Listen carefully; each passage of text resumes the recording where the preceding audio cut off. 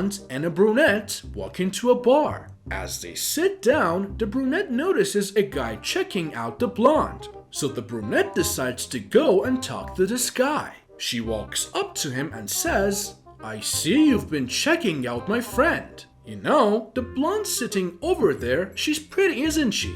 The guy responds, "Oh man, she's just gorgeous, absolutely beautiful." The brunette says, "Well, for $50 I can arrange for you to smell her crotch." The guy says, "Well, yes, of course." He pulls out the money and hands it to her.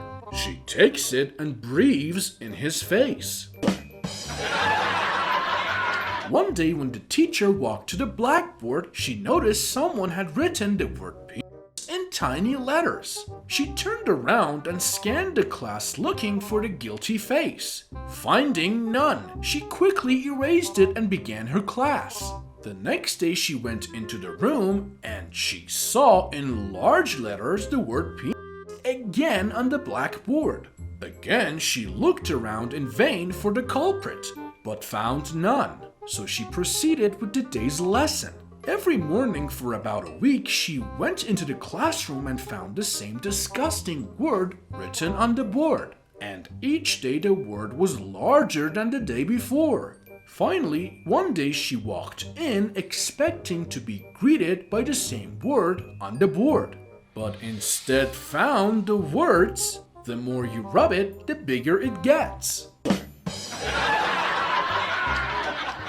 Couple are on their way to Vegas to get married. Before getting there, the girl says to the guy that she has a confession to make. The reason that they have not been too intimate is because she's very flat-chested. If he wishes to cancel the wedding, it's okay with her. The guy thinks about it for a while and says he does not mind, that she's flat and is not the most important thing in a marriage. Several miles down the road, the guy turns to the girl and says that he also wants to make a confession. He says that below his waist, he's just like a baby. If the girl wants to cancel the marriage, it's okay with him. The girl thinks about it for a while and says that she does not mind, and that she also believes there are other things far more important than in a marriage. They are happy that they are honest with each other and go on to Vegas and get married.